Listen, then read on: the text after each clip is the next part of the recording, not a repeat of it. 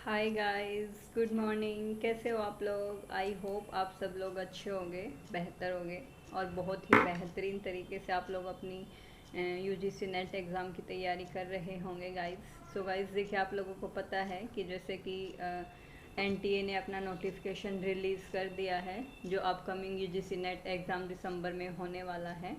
So guys, जैसा कि आप लोगों को पता है कि हम डेली मतलब 25 से 30 क्वेश्चन की प्रैक्टिस डेली करते हैं। मतलब हम जैसे कि 30 मिनट के अंदर कोशिश करते हैं कि 25 क्वेश्चन सॉल्व कर लें, जिससे हमारा टाइम भी बचे और हम जैसे हमारी प्रैक्टिस होती रहे साथ साथ, और हमें एक बूस्टअप मिलता रहे कि जो भी हम जैसे थ्योरी कर रहे हैं एमसीक्यू के थ्रू, हम अपनी जो प्रिपरेशन कर रहे हैं उसका एक जो लेवल है उसको मेज़र करते रहें, उसको साथ साथ जांचते रहें।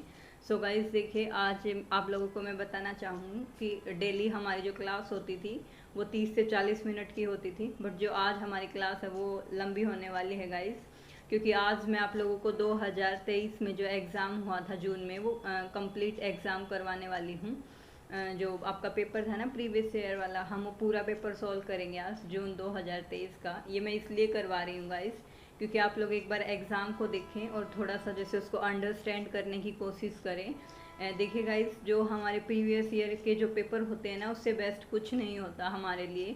एक अगर हमें डायरेक्शन लेनी है कि हमारी प्रिपरेशन किस डायरेक्शन में चल रही है, उसका लेवल क्या है, हम कहाँ स्टैंड करते हैं, हमें और कितनी ज़्यादा मतलब प्रैक्टिस की ज़रूरत है, कितना और खुद को तराशना है, निखारना है एग्ज़ाम के लेवल तक, जैसे हम खुद को लेके आ सकें उसके लिए। सो गाइस देखिए, ये क्वेश्चन पेपर आज मैं पूरा सॉल्व करवाऊंगी 2023 का। सो आप लोग इसको मेरे साथ साथ क्वेश्चन पेपर को सॉल्व कीजिए गाइस। सो चलिए गाइस, ज़्यादा टाइम वेस्ट ना करते हुए जल्दी से हम अपनी क्वेश्चन सीरीज़ को स्टार्ट करते हैं। सो गाइस देखिए, आज मैं एक्सप्लेनेशन ज़्यादा नहीं दूंगी क्योंकि क्लास वैसे ही बहुत लंबी होने वाली है। जैसे 100 क्वेश्चन को करने वाले हैं हम, अगर मैं एक्सप्लेनेशन देने बैठ गई तो ये क्लास आप लोगों को पता है 4 घंटे की हो जाएगी। सो देखिए गाइस, आज तो हम सिर्फ ये पेपर सॉल्व करेंगे, वरना हम जो डेली एमसीक्यू प्रैक्टिस करते हैं मॉर्निंग में उसमें हम विद एक्सप्लेनेशन करते हैं क्वेश्चन। बट आज हम जो 2023 का क्वेश्चन है ना उसको जल्दी जल्दी से एक बार देखेंगे, गो थ्रू होंगे कि एग्ज़ाम में पिछले जो अभी हमारा पीछे एग्ज़ाम हुआ था उसका लेवल क्या था। ओके, सो चलिए गाइस देखिए, question number first is here. जल्दी से आप लोग एक बार क्वेश्चन को देखिए और क्वेश्चन का आंसर देने की कोशिश कीजिए। देखिए गाइस, ये बोल रहा है कि हिंद महासागर में लवणता की स्थिति दी गई है, उसके बारे में आपको सही कथन बताना है। ओके, सो देखिए गाइस, क्वेश्चन नंबर 1 में जो पहला आपको स्टेटमेंट दी हुई है, स्टेटमेंट नंबर ए, ये बोल रहा है कि विषुवत रेखा से जो बंगाल की खाड़ी है, बंगाल की खाड़ी की ओर हिंद महासागर में लवणता बढ़ती है। ये बिल्कुल हिंद महासागर में लवणता बढ़ती है। जो आपकी स्टेटमेंट नंबर 2 है वो बोल रही है कि विषुवत रेखा से बंगाल की खाड़ी की ओर हिंद महासागर में जो लवणता है वो घटती है। ठीक है, इन आपको ना जैसे गाइस जो वर्डिंग है उस पर ध्यान देना है। स्टेटमेंट नंबर सी बोल रहा है हिंद महासागर में अलग अलग हिस्सों में लवणता समान रहती है। और स्टेटमेंट नंबर डी है कि 45% समलवण जो दाब रेखा है आपकी, वो हिंद महासागर को पूर्वी और पश्चिम खंड में विभाजित करती है। जो आपकी आइसोहेलाइन होती है, ये उसको बोल रहा है समलवण रेखा। बंगाल की खाड़ी से अरब सागर में लवणता अधिक है। सो गाइस बताइए क्वेश्चन का आंसर क्या होगा। देखिए गाइस, मैं आपको बताना चाहूँगी कि जो क्वेश्चन स्टेटमेंट नंबर बी है ना कि विषुवत रेखा से बंगाल की खाड़ी की और हिंद महासागर में लवणता कम होती है, बिल्कुल ये सही स्टेटमेंट है गाइस। कम क्यों होती है? आप लोगों को पता है कि गंगा रिवर जैसी, गंगा ब्रह्मपुत्र जैसी बड़ी बड़ी जो रिवर हैं, कृष्णा गोदावरी, ये बिल्कुल जो फ्रेश वाटर लेके आते हैं ना गाइस, ये रिलीज़ करती हैं इंडियन ओशन में, बे ऑफ बंगाल में। तो अपना जो फ्रेश वाटर रिलीज़ करती है तो गाइस उससे सेलिनिटी की जो अमाउंट है, जो सेलिनिटी की मात्रा वो कम हो जाती है। ये बिल्कुल सही बात है। और अगर ये सही है तो जो ए है वो अपने आप रॉन्ग हो जाएगी क्योंकि ये इसका उल्टा दी हुई है। ओके, तो देखिए जहाँ जहाँ पे ए है उसको काटो, ए इसमें था तो इसको काट दो। स्टेटमेंट नंबर जो सी है वो बोल रही है कि लवणता समान रहती है। स्टेटमेंट गलत है गाइस, क्योंकि लवणता आप लोगों को पता है कहीं भी समान नहीं रहती, क्योंकि लवणता को एक से ज़्यादा फैक्टर प्रभावित करते हैं। अगर कहीं पे वाटर प्योर जैसे फ्रेश वाटर होता है, स्वच्छ जल, उसकी आपूर्ति ज़्यादा होगी तो वहाँ कम होगी। जो जैसे बंद सागर होते हैं हमारे, क्लोज्ड जो ओशन है, या फिर जहाँ पे फ्रेश वाटर की जो अवेलेबिलिटी है वो कम है, टेम्परेचर ज़्यादा है, इवेपोरेशन ज़्यादा है तो वहाँ पे भी आप लोगों को पता है सैलिनिटी ज़्यादा मिलेगी, तो समान नहीं रहती। डी भी गलत है गाइस, जिसको भी काटो देखिए डी भी गलत हो गया आपका, ए भी गलत हो गया, तो उस हिसाब से ये आपका कट गया। सी भी गलत हो गया आपका और डी भी गलत हो गया, क्योंकि आप लोगों को पता है कि ये 45 डिग्री की तो 45% तो कहीं भी नहीं है इंडियन ओशियन में गाइस। जो इंडियन ओशियन की 42 से लेके 46% तक वेरी करती है। आप लोगों को पता है गाइस कि जो सैलिनिटी है ना उसको हम 1000 जो 1000 ग्राम या फिर आप लोगों को पता है कि 1 लीटर पानी में कितनी अमाउंट सैलिनिटी की है उसमें मेज़र करते हैं। सो आपका ऑप्शन नंबर डी भी गलत हो गया। सो इस और ऑप्शन नंबर ई बोल रहा है कि बंगाल की खाड़ी से अरब सागर में लवणता अधिक है। बिल्कुल सही बात है गाइस, क्योंकि बंगाल की खाड़ी से जो अरब सागर में लवणता इसलिए है क्योंकि जो बहुत सारी हमारी बड़ी बड़ी रिवर है ना वो आपकी बे ऑफ बंगाल में पड़ती हैं। अरब सागर में इतनी जैसे जो रिवर्स हैं वो फ्रेश वाटर नहीं लेके आती। सो आपका ई भी ठीक है। सो इस हिसाब से आपका ऑप्शन नंबर ए करेक्ट हो जाएगा गाइस, ऑप्शन बी और ई सही है। सो देखिए गाइस एक बार ये आपको एक्सप्लेनेशन दी हुई है कि विषुवतीय रेखीय प्रदेश में सैलिनिटी कितनी है। ये है 34.5 से लेके 35%, और जो आपके ट्रॉपिकल रीजन हैं जैसे आपके वहाँ पे है 36%। आपका जो मिड लैटिट्यूड होता है जो आपके टेम्परेट हैं या जो शीतोष्ण कटिबंध हैं, सो उसमें होता है गाइज आपका 31 से लेके 32%। देखिए ये आपको लिस्ट दी हुई है गाइज, एक्सप्लेन करेंगे तो बहुत ज़्यादा टाइम चले जाएगा। आप इसका स्क्रीनशॉट ले लेना और इसको एक बार अच्छे से देख लेना। जैसे ये एग्ज़ाम में आता है, हो सकता है अगली बार डायरेक्ट परसेंटेज भी पूछ ले आपसे। सो चलिए क्वेश्चन नंबर 2 इज हेयर। ये बोल रहे हैं सांस्कृतिक सुपोषण क्या है। सो गाइज आपको बताना है कि जो आपका सांस्कृतिक सुपोषण है वो क्या होता है। गाइज सांस्कृतिक सुपोषण हम उसको बोलते हैं, आप लोगों को पता है कि जो मैन मेड एक्टिविटी होती है ना, उन मैन मेड एक्टिविटी के कारण जो हमारे वाटर बॉडी होती है ना या जो जलाशय होते हैं उसमें हम इतना ज़्यादा जैसे वेस्ट वो डाल देते हैं, तो उसमें ना जो वेस्ट डालते हैं उसके कारण आप लोगों को पता है कि इतना ज़्यादा मतलब जितना भी हम वेस्ट डालते हैं वो इतनी ज़्यादा अमाउंट में हो जाते हैं, तो उस वाटर बॉडी में ना जो ऑक्सीजन लेवल है ना गाइस वो कम हो जाता है। क्या होता है, ऑक्सीजन लेवल वहाँ पे कम हो जाता है। जो हम मतलब मैन मेड जो उसमें वेस्ट है वो डालते रहते हैं, वो ऐसे बोलते नहीं हैं कि जैसे एल्गा और उसको एल्गा को बोलते हैं काई वगैरह की, जो वाटर बॉडीज़ उनमें बहुत ज़्यादा काई है वो फैल जाती है, उसको हम जैसे रेड बोलते हैं कि जो रेड मतलब लाल जवार बोलते हैं, सॉरी इसको लाल जवार बोलते हैं उसको गाइस, या रेड टाइड बोलते हैं कि वो जैसे आपकी एल्गा है या काई है वो इतनी अमाउंट में हो जाती है। सो उसके कारण ना गाइस जो वहाँ पे और भी बैक्टीरिया जो जीवाणु वगैरह होते हैं वाटर बॉडी में उनके लिए ऑक्सीजन लेवल बहुत कम हो जाता है, उसको बोलते हैं सांस्कृतिक सुपोषण। वो मैन मेड एक्टिविटी के कारण होता है गाइस, जब हम जैसे बाहर से बहुत सारा वेस्ट उसके अंदर डिपॉजिट करते रहते हैं वाटर बॉडीज़ के अंदर। ओके, ये क्वेश्चन नंबर 2 था गाइस हमारा, ये इसकी एक्सप्लेनेशन दी हुई है। क्वेश्चन नंबर 3 देखिए गाइस, ये बोल रहा है कि फंडी की खाड़ी किस तट पर स्थित है। गाइस आप लोगों को पता होगा, बहुत ही इजी क्वेश्चन है। फंडी की खाड़ी वो कहाँ पे है, कनाडा के तट पर स्थित है गाइस। ओके, सो चलिए ये दी हुई है कि कौन सी खाड़ी कहाँ है गाइस। देखिए एक बार इम्पोर्टेंट हो देख लीजिए, जो अलास्का की खाड़ी है वो कहाँ पे है। ये अलास्का का जो सबसे बड़ा मालासिपना माल है और बेरिंग अलास्का की खाड़ी के तटवर्ती घाटों पर फैली हुई है। ये मन्नार की खाड़ी है गाइस, ये भारत के दक्षिण पूर्वी तट इंडोनेशिया के पश्चिम तट पर स्थित है। अदन की खाड़ी देख लीजिए, जो आपका यमन और सोमालिया है अफ्रीका कॉन्टिनेंट में अरब सागर के तट पर, ये वहाँ पे स्थित है गाइस। फारस की खाड़ी देख लीजिए आप, जो ये हमारा हॉर्मुज जल डमरू मध्य है, जो हमारी ये स्वेज कैनाल है वहीं से होके गुजरती है, जैसे हॉर्मुज जल डमरू के मध्य से वहाँ पे आपकी फारस की खाड़ी पड़ती है। सो गाइस ये और भी जैसे इम्पोर्टेंट दी हुई है आपकी कौन सी खाड़ी कहाँ पे या कौन से जो आपका कोस्ट है तट है वहाँ पर स्थित है, इनको एक बार देख लीजिएगा, इनका स्क्रीनशॉट ले लीजिए, ये और भी हैं आगे भी, ठीक है। तो चलिए guys question number 4 is here. Next question देखिए कि निम्नलिखित में से कौन सी एक सतह पर सर्वाधिक धवलता या धवलता मतलब एल्बिडो, सबसे ज़्यादा जो एल्बिडो क्या होता है गाइस, एल्बिडो होता है कि जो मतलब जो सूर्य से एनर्जी आती है ना वो बिना मतलब अर्थ पे जैसे आए वापस जैसे रिफ्लेक्ट हो जाती है, बिना हमारे एटमॉस्फेयर में जैसे एंट्री करे, वो एटमॉस्फेयर में एंट्री करने से पहले ही रिफ्लेक्ट कर दी जाती है, या मैं बोलूँ कि अर्थ पे जैसे आने से पहले ही उसको रिफ्लेक्ट कर दिया जाता है, उसका कोई यूज़ नहीं होता। जैसे अर्थ के ऊपर, सो उसको बोलते हैं हम अर्थ का एल्बिडो। सो गाइज वो आपको बताऊं कि जो घने बादल होते हैं सबसे ज़्यादा वो करते हैं, सबसे ज़्यादा तो गाइज जो फ्रेश आइज सीट होती है ना आपकी, वो कर देती हैं रिफ्लेक्ट उसको, जो सूर्य से जो ऊर्जा आती है उसको रिफ्लेक्ट कर देती हैं। या और उसके बाद फिर आपके जो बादल में भी गाइस वेरिएबिलिटी होती है। क्लाउड्स में क्या होता है कि जो बहुत डार्क कलर के क्लाउड होते हैं ना, वो बहुत ज़्यादा रिफ्लेक्शन करते हैं या बहुत ज़्यादा एल्बिडो, मैं बोलूँ कि जो एल्बिडो की मात्रा वो ज़्यादा होगी। क्यों? क्योंकि जो डार्क कलर के क्लाउड्स होते हैं वो रिफ्लेक्शन ज़्यादा करते हैं। अगर जो क्लाउड्स है वो बिल्कुल जैसे पतले होंगे या हल्के होंगे या फिर इतने डेंस नहीं होंगे तो उन पे अमाउंट है वो कम हो जाएगी। अगर बिल्कुल डार्क हैं तो वो 80% तक रिफ्लेक्शन कर देते हैं गाइस एनर्जी का। और फिर वो वैसे आपके उसमें वेरिएशन आती है, वो 25 से लेके 80% तक अलग अलग अमाउंट में रिफ्लेक्शन करते हैं एनर्जी का। सो गाइस ये एक बार देख लेना, ये आपको दिया हुआ है जैसे आइज से कितनी होगी, न्यू आइज है उससे कितनी, न्यू आइज जो सीट है उससे कितनी होगी, जो आपकी पुरानी हिम्स हैं उनसे कितनी होगी, शुष्क जो आपकी ड्राई लैंड है उससे कितनी होगी, वाटर से कितनी होगी, ये अलग अलग दिया हुआ है, इसको एक बार देख लेना।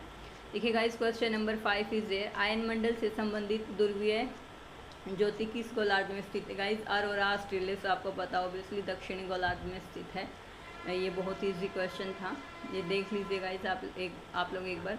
उत्तरी गोलार्ध में होते हैं जो है उसको बोलते हैं हम ऑरोरा बोरलियस, और जो क्या बोलते हैं ये है आपका नॉर्थ में अरोरा बोरलियस, और जो साउथ में उसको बोलते हैं ऑरोरा ऑस्ट्रियास। इसको आप ऐसे याद रख सकते हो कि जैसे जो ऑस्ट्रेलिया है ना तो वो साउथ हेमिस्फेयर में है, तो ऐसे जो दक्षिण गोलार्ध में जो ओरा है उसको बोलते हैं Australis. Okay, question number 6 is there guys, जल्दी से बताइए निम्नलिखित में से जो आपकी सैलिनिटी है ना, उस सैलिनिटी की जो कंसंट्रेशन होती है उसके आधार पर आपको न्यूनतम से अधिकतम, ठीक है, न्यूनतम से अधिकतम असेंडिंग ऑर्डर में इसको वो करना है, सेट करना है या व्यवस्थित करना है। सो गाइस बताइए,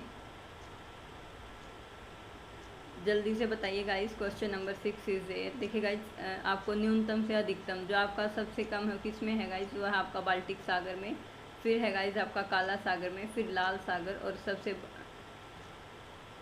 एक सेकंड गाइस, सबसे ज़्यादा आपका बाल्टिक सागर में, फिर काला सागर, फिर चीन सागर और फिर लाल सागर। इस हिसाब से होगा, सबसे पहले होगा आपका बाल्टिक सागर, फिर काला सागर, फिर चीन सागर, फिर लाल सागर। ओके, सो इस हिसाब से देख लीजिए। 3 पहले आएगा सी, फिर डी, फिर बी, सी। ये देखिए ये आपका बाल्टिक सागर, काला सागर, चीन सागर और लाल सागर। सो ऑप्शन नंबर जो आपका 4 इज़ करेक्ट। इस हिसाब से इसको सैलिनिटी के हिसाब से असेंडिंग ऑर्डर में अरेंज करना था इसको, ठीक है। तो चलिए गाइस क्वेश्चन नंबर 7 से भारत में इसमें पूछा है कि जो आपकी ट्राइब्स होती है ना, जनजातीय जो जनसंख्या हो सबसे ज़्यादा जो किस स्टेट में है इंडिया की। सो गाइस एमपी में, आप लोगों को पता जो मध्य प्रदेश में है, वहाँ सबसे ज़्यादा जो जनजातीय जनसंख्या है भारत की सबसे ज़्यादा मध्य प्रदेश में है गाइस। ओके, चलिए क्वेश्चन नंबर 8 इज देयर, ये प्राप्तांक है गाइस, ये आपका इसमें से प्राप्तांक जो वर्गों में 5 की बारंबारता के आधार पर निम्नलिखित प्राप्तांकों का जो अंतराल है उसका आरोही क्रम में व्यवस्थित कीजिए। गाइस ये इसका ऑप्शन है, वैसे मैंने तो निकाला था, इसका ऑप्शन है 10 3x बार। देखिए अगर मैं इसको आपको निकाल के दिखाऊंगी तो बहुत ज़्यादा टाइम चला जाएगा। आज हमें सिर्फ पेपर को सॉल्व करना है, 100 क्वेश्चन है, वो 2 घंटे में भी नहीं हो पाएंगे। सो इसका क्वेश्चन का आंसर था ऑप्शन नंबर 4। ये थ्योरी की जो सर क्लास करवा रहे हैं स्टैटिक्स, उसमें सर ये बहुत अच्छे से करवाते हैं गाइस। ये बारंबारता से क्वेश्चन आया था आपका, देख लीजिएगा एक बार। जैसे सर की जो क्लासेस हैं स्टैटिक्स की, उसमें सर ने अच्छे से करवाया ये। देखिए गाइस बुरान तूफ़ान किस भाग में आते हैं? आप लोगों को पता होगा कि जैसे जो हमारे साइक्लोन्स या तूफ़ान होते हैं उनको अलग अलग जगह पे अलग अलग नामों से पुकारा जाता है। तो जो बुरान है उसको वो कहाँ पे आते हैं? रूस में जो साइक्लोन आते हैं उसको क्या बोलते हैं? बुरान। ओके, ये अलग अलग दिए हुए हैं गाइस। चिनूक, बुरान, जैसे फ़ोन है वो कहाँ पे आएगी? चिनूक, फ़ोन आपको पता है फ्रांस और इटली में वहाँ पे आती है। चिनूक आपकी रॉकीज जो पर्वत है वहाँ पे है। इसको हिमभक्षी भी बोलते हैं चिनूक को। हरमट है, इसको डॉक्टर विंड भी बोलते हैं। क्यों? क्योंकि ये वहाँ के निवासियों के लिए जो मौसम है उसको राहत भरा बना देती है अफ्रीका में। ये और भी बहुत सारी दी हुई हैं गाइस, आप एक बार इनका स्क्रीनशॉट ले लेना। देखिए एक बार ऊपर भी है, इनका स्क्रीनशॉट ले लेना और एक बार इनको अच्छे से देख लेना। इनसे क्वेश्चन हर साल बनता ही बनता है। ओके, सो चलिए question number 10 is here, Bharat की जो राष्ट्रीय स्वास्थ्य है, मतलब आपकी जो नेशनल हेल्थ पॉलिसी थी 2017 की, उसके बारे में कौन सा कथन सही है गाइस। क्वेश्चन नंबर 10 आपको बताना है कि जो आपकी 2017 की हेल्थ जो पॉलिसी थी, नेशनल हेल्थ पॉलिसी 2017 की, उसके बारे में कौन से कथन सही है। आपको 4 स्टेटमेंट दिए, बताइए इनमें से कौन सा जो आपकी स्टेटमेंट है वो सही है गाइस। देखिए, इसने बोला कि जन्म के समय जीवन प्रत्याशा को 2025 तक 70 वर्ष तक बढ़ाना। बिल्कुल सही बात है गाइस। ये था हमारा कि हमारी जो लाइफ एक्सपेक्टेंसी जो मैं बोलूँ रेट है या रेशो है वो बहुत कम है, 59 समथिंग है, 59। तो हमारा जो एम था कि 2025 तक हमें जो वो हमारी जो एज है या लाइफ एक्सपेक्टेंसी है उसको 70 वर्ष तक लेके जाना। बिल्कुल सही बात है। ये बोल रहा 2025 तक जीडीपी के 5%। ये ऐसा कुछ नहीं था गाइस। जीडीपी कहाँ से आ गया, ये तो क्वेश्चन ही नेशनल हेल्थ पॉलिसी का है, तो जीडीपी इसमें कहीं से नहीं आएगा। सो ऑप्शन नंबर बी, जहाँ भी उसको काटो, यहाँ पे है बी काटो, यहाँ भी बी है काटो। सो आपके अब 2 ही ऑप्शन बच गए। एलिमिनेशन से भी गाइस क्वेश्चन को करने की कोशिश कीजिए। शिशु मृत्यु दर को 2019 तक 28 तक घटाना। बिल्कुल सही बात है गाइस। सी नंबर जो आपका ऑप्शन नंबर सी है। मातृ जो मृत्यु दर है उसको 2020 तक घटाकर 200 पर लाना। इतनी तो अभी भी नहीं है गाइस। जो हम जैसे 2020 तक उसको अगर घटा के 200 लाए, वो तो बहुत पहले से ही, मतलब ये जो रेशियो है वो कम हो चुकी है, इतनी नहीं है इंडिया में अब, पहले थी एक टाइम पे। सो ये भी गलत है आपका ऑप्शन नंबर डी, इसको भी काटो। सो आपका ऑप्शन हो गया करेक्ट ए, सी और ई। इस हिसाब से आपका जो ऑप्शन नंबर डी है वो करेक्ट हो जाएगा guys. Option number 4 is correct. चलिए एक बार देख लीजिएगा इसको। क्वेश्चन नंबर 11 ये बोल रहा है निम्नलिखित में से कौन सा एक लाल सागर के अर्ध स्थल का औसत तापमान। गाइज जो आपका लाल सागर है ना, जो आपका लाल रेड ओशन, उसका है 21 डिग्री सेल्सियस है गाइज। कितना है वहाँ के जो अर्ध स्थल है उसका जो औसत तापमान कितना है, 21 डिग्री सेल्सियस है। ओके, ये दिया हुआ है गाइस कि शुष्क ऋतु, ये आपका आता है क्वेश्चन में बार बार, एग्जाम में बार बार आता है कि ड्राई एडियाबेटिक टेम्परेचर रेट क्या होता है, या फिर एडियाबेटिक जो टेम्परेचर रेट है वो क्या है। तो गाइस इनको देख लेना, ये तीनों ही बहुत इंपॉर्टेंट हैं, ये वेरी वेरी वेरी इंपॉर्टेंट है। इसका एक बार स्क्रीनशॉट ले लो। ये आपका नॉर्मल लैप्स रेट है, एडियाबेटिक टेम्परेचर रेट है, ड्राई एडियाबेटिक टेम्परेचर रेट है। ये जो दिए हुए हैं तीनों को एक बार प्लीज़ देख लेना, ये हर बार क्वेश्चन यहाँ से बनता है।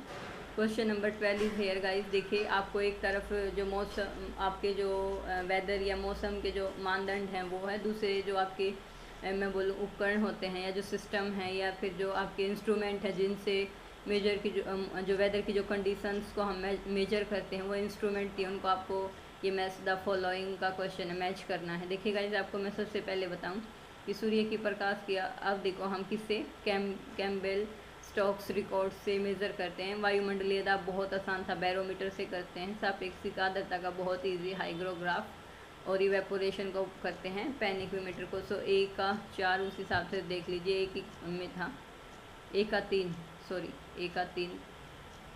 3 था, 4 नहीं, हमने 3 से मैच किया क्योंकि इसका ये कैंपवेल स्टोक्स रिकॉर्ड होता है। तो इस हिसाब से देख लीजिएगा इसे हमारा कौन सा ऑप्शन मैच हो रहा है, ए का C, बी का 4। सो ऑप्शन नंबर 3 इज़ करेक्ट। एक ही ऑप्शन है जो सारे हमारे स्टेटमेंट को जैसे फुलफिल कर रहा है। Question number 13 is here. जल्दी से बताइए कि किस एक ने आपका प्रतिपादन डब्ल्यू और नाल्ड द्वारा किया गया था। इनमें से जो कौन सा जो मैं बोलूँ कि कंसेप्ट है वो डब्ल्यू और नाल्ड द्वारा दिया गया था। क्वेश्चन नंबर 13 का गाइस जल्दी से बताइए। उन्होंने दिया था अधिवास अध्ययन के स्थान और नाम का विश्लेषण, ये दिया था उन्होंने सेटलमेंट के ऊपर। किसने दिया था, और नाल्ड द्वारा दिया गया था, डब्ल्यू और नाल्ड का। ये था गाइस आपका ये अधिवास अध्ययन में स्थान और नाम विश्लेषण। ये आपका सेटलमेंट स्टडी थी जो प्लेस और नेम के जो एनालिसिस पे रिलेटेड थी इनकी, ये डब्ल्यू और नाल्ड द्वारा दी गई थी। देखिए guys question number 14 is here. 4 ये है कि इकोनॉमी क्रम विकास में, स्पेस इकोनॉमी के क्रम विकास में 4 अवस्थाओं के विचार का प्रतिपादन किसने किया था। बहुत ही इजी क्वेश्चन है गाइस। बार बार जैसे क्वेश्चन रिपीट होता है आप लोगों को पता होगा, जॉन फ्रीडमैन हैं जो, उन्होंने दिया था ये। Question number 15 is here. जल्दी से देखिए गाइस, जल्दी से बताइए एक बार। ये बोल रहा भूमंडलीय तापमान से जो जीव पहले गर्म प्रदेशों तक सीमित थे वे ध्रुवों की ओर अधिक सामान्य हो गए हैं। बिल्कुल सही बात है गाइस। जो क्लाइमेट चेंज हो रहा है ना, उसमें बहुत सारी वेरिएशन आ रही है, जो टेम्परेचर है वो राइज कर रहा है। तो उस वजह से जो पहले गर्म प्रदेशों तक सीमित थे वो अब ध्रुवों तक भी पहुंचने लगे जो जीव हैं। ये बिल्कुल सही स्टेटमेंट है। स्टेटमेंट नंबर सेकंड बोल रहा है जलवायु परिवर्तन से जीवों के भौगोलिक वितरण में महत्वपूर्ण बदलाव नहीं होता। बिल्कुल गलत, महत्वपूर्ण बदलाव होते हैं गाइस। आपको पता है कि टेम्परेचर राइज होने से जो कोरल रीफ है ना आपकी, उनका तो जैसे कलर ही चेंज हो गया है, या फिर मैं बोलूँ उनका कलर फेड हो गया, कोरल ब्लीचिंग बोलते हैं, जिससे उनका जो रंग है उसमें इतना परिवर्तन आ गया कि वो बिल्कुल वाइट हो गए। बिल्कुल ये स्टेटमेंट है जो आपकी रॉन्ग है कि परिवर्तन नहीं होता, बहुत परिवर्तन होता है। तो statement number A is correct और आर इज़ रॉन्ग। ए सही है लेकिन आर सही नहीं है। सो इसमें आपका ऑप्शन नंबर 3 हो जाएगा गाइस, देख लेना। क्वेश्चन नंबर 16 है आपका। क्वेश्चन नंबर 16 दिया है कि जो सूर्य की जो तुंगता है वो ऊंची इमारतों के बीच खाली जगह है रहने के लिए सर्वाधिक प्रासंगिक है। आपको 4 स्टेटमेंट दी हैं, उसको बताना है। देखिएगा इसमें क्या है कि उच्च अक्षांशों पर इमारतें सामान्यतः दूर दूर, जहाँ पे हाई लैटिट्यूड होता है ना आपका, वहाँ पे जो इमारतें हैं वो दूर दूर बनी होती है। जैसे आप शिमला वगैरह है, हाई लैटिट्यूड पे हैं जो शिमला वगैरह है, और ये जैसे जो भी आपके हाई लैटिट्यूड पे जो बने हैं उसको देख सकते हो, वो दूर दूर ही बनी होती हैं। बिल्कुल सही बात है ये। उष्णकटिबंधीय क्षेत्रों में जो आपका जैसे ये ट्रॉपिकल, ये आपका जैसे ट्रॉपिकल वाला होता है जो एरिया, उसमें जो सामान्यतः आपकी इमारतें हैं वो एक दूसरे के नज़दीक बनी होती है। ये बात भी बिल्कुल सही है गाइस। उच्च अक्षांशों पर इमारतें सामान्यतः एक दूसरे से नज़दीक बनी होती नहीं, नज़दीक नहीं दूर बनी होती हैं। और यहाँ ये बोल रहा है ट्रॉपिकल में दूर दूर, ये इसका अपोजिट है गाइस, जो ए और बी है। तो ए और बी आपका क्या है, करेक्ट है। ए और बी आपका करेक्ट है। सो इसने पूछा है कि प्रासंगिक निम्न में से सूर्य की तुंगता के हिसाब से प्रासंगिक नहीं है। अगर देखिएगा इसमें इसने जो आपका क्वेश्चन नंबर 16 है, अगर पूछा है कि प्रासंगिक है तो है आपका ए और बी, जो सही है तो ये ए और बी है। और अगर पूछा नहीं है तो ऑप्शन हो जाएगा सी और डी। पर क्वेश्चन पढ़ लेते हैं। इसने पूछा प्रासंगिक है, सही पूछा है तो सही आपका ए और बी हो जाएगा, और अगर गलत पूछता तो सी और डी हो जाता। तो इसने सही पूछा है तो आपका हो जाएगा ए और बी, ठीक है। सो चलिए गाइस, क्वेश्चन नंबर 17 पोषण स्तर के उत्पादकों में सम्मिलित है। पोषक स्तर पे जो उत्पादक या प्रोड्यूसर कौन होते हैं गाइस, प्रोड्यूसर वो होते हैं जैसे प्लांट्स हो गए हमारे, जो अपना जो फूड है ना वो सेल्फ, जैसे उनकी प्रोसेस होती है सेल्फ, वो ना अपना जो भोजन है वो स्वयं से बनाते हैं, खुद से अपना भोजन बनाते हैं। वो अपने जैसे भोजन के लिए सेल्फ डिपेंड होते हैं, दूसरों से अपना भोजन नहीं लेते। जैसे ह्यूमन है, हम अपने भोजन के लिए प्लांट्स पे, और जैसे और भी जो एनिमल्स हैं उनके ऊपर डिपेंड हैं। जैसे जैसे जो वेजिटेरियन है वो प्लांट्स के ऊपर डिपेंड है, नॉन वेजिटेरियन जैसे एनिमल्स से भी एनिमल्स के ऊपर डिपेंड करते हैं। सो ऐसे जो प्लांट्स हैं उनको हम प्रोड्यूसर बोलते हैं, वो जो अपना फूड है वो खुद से बनाते, किसी के ऊपर डिपेंड नहीं करते। तो वही पूछा है कौन कौन है प्रोड्यूसर। तो देखिएगा इस प्रकाश संश्लेषी हरे पौधे बिल्कुल सही है। प्रकाश संश्लेषी जीवाणु ये भी सही है बिल्कुल गाइस, जैसे एल्गा वगैरह होती है इसमें आपकी। रसायन संबंधी जीवाणु ये भी सही है गाइस। मेंढक ये नहीं होगा गाइस, मेंढक तो आपका सेकेंडरी कंज्यूमर है, क्योंकि मेंढक आपका किस में आएगा, मेंढक आएगा आपका सेकेंडरी कंज्यूमर में गाइस, ओके। सो ये नहीं होगा प्रोड्यूसर में। सो आपका ए बी और सी सही हो जाएगा। प्रोड्यूसर में मेंढक नहीं आएगा, क्योंकि मेंढक तो कंज्यूमर है, प्रोड्यूसर नहीं है। देख लेना गाइस एक बार, ये इसकी एक्सप्लेनेशन दी हुई है नीचे और भी। ये क्वेश्चन नंबर 18 है। सामान्य रूप से भूकंप से उत्पन्न होने वाली समुद्रीय तरंगें दीर्घ तरंगों के समान ही आचरण करती हैं, इसमें दिया हुआ है। बिल्कुल सही बात है गाइस, ये ऐसे ही करती हैं जैसे हमारी जो दीर्घ तरंगें हैं ना वो गुरुत्व तरंगों के समान ही बिहेव करती हैं। ये दूसरा है कि जो आपका लघु लंबाई वाली समुद्रीय तरंगे तेज़ी से अपने अधिकतम ऊंचाई तक पहुंच जाती, जबकि दीर्घ तरंगों को अधिक समय लगता है। सही बात है गाइस, लघु वाली को ट्रैवल कम करना पड़ता है तो वो जल्दी पहुंच जाती है, जबकि जो लॉन्ग वेव होती है उसको ज़्यादा करना पड़ता है और देर से पहुंचती है। तो स्टेटमेंट नंबर ए और बी या 1 और 2 दोनों सही हैं, ओके। सो चलिए गाइस, क्वेश्चन नंबर 19 देखिए एक बार जल्दी से। ये बोल रहा है कि जो आपको शब्दावली दी हुई है उनसे संबंधित जो स्टेटमेंट है वो दी, उनको मैच करना। जैव भू रासायनिक चक्कर क्या होता है गाइस, आपका जो ये होता है आपका जो पोषक चक्कर तत्व चक्कर होते हैं ना उसको बोलते हैं हम बायोलॉजिकल साइकिल, ओके। ऊर्जा देखिए, सो उस हिसाब से एक बार इनको मैच कर लीजिए। और बी क्या है, ऊर्जा प्रवाह क्या होता है गाइस, जो ऊर्जा गतिकी का नियम होता है वो होता है ऊर्जा प्रवाह। जैव भार क्या होता है, पारिस्थितिक तंत्र की उत्पादकता होती है। और जो खाद्य श्रृंखला हमारी क्या होती है वो पोषक पिरामिड होता है गाइस। सो उस हिसाब से देख लीजिए, आपका option number C is correct. देख लीजिएगा इसको। ऑप्शन नंबर 20 इसमें दिया हुआ है कि जो क्वेश्चन नंबर 20 गाइस, इसको एक बार देखिए जल्दी से और बताइए। इसमें दिया हुआ है आपका कि जो आपके एक तरफ राइटर्स हैं, दूसरी तरफ उनके पुस्तक हैं, उनके शीर्षक हैं, आपने बताना कौन सी किसने लिखी थी। पीनॉक्स और जो आपका पीनॉक्स और जो ये है ना गाइस पीनॉक्स और एस पीच, इसने लिखी थी आपकी अर्बन सोशल ज्योग्राफी, ठीक है।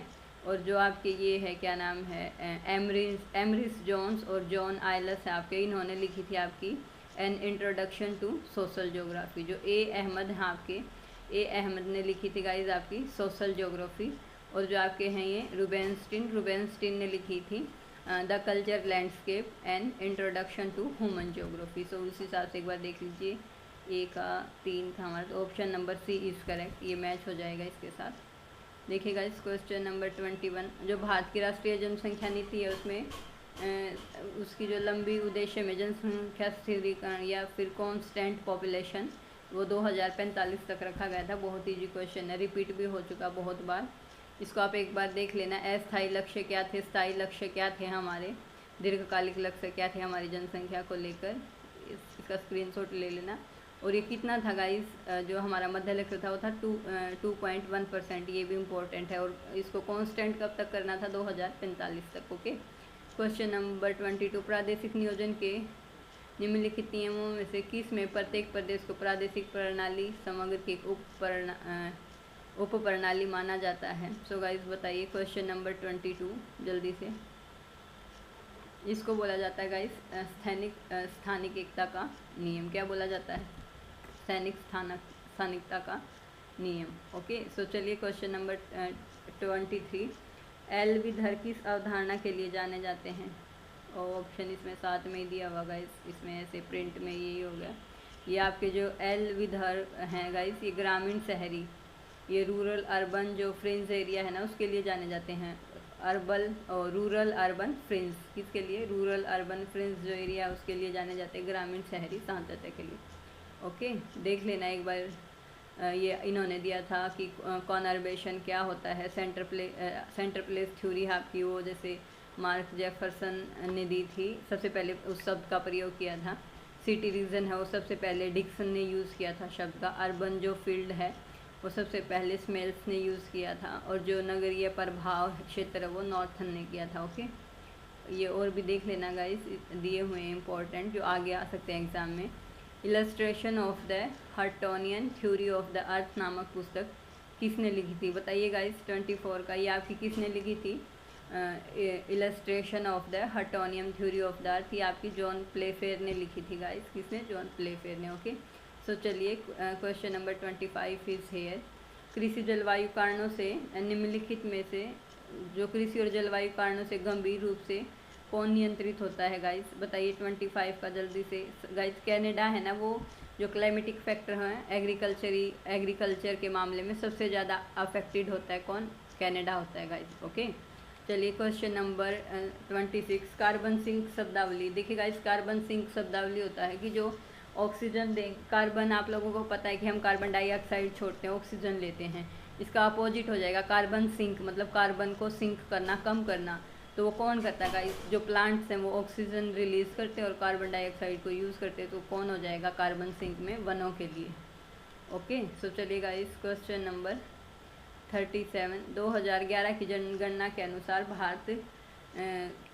भारत के निम्नलिखित राज्यों को जनसंख्या घनत्व की दृष्टि से आरोही क्रम में लिखें। देखिए गाइस आरोही क्रम में लिखना है आपको ये क्षेत्रफल की दृष्टि से। तो देखिए गाइस जो आपका सबसे बड़ा क्षेत्र कौन सा है, सबसे बड़ी स्टेट राजस्थान है, ओके।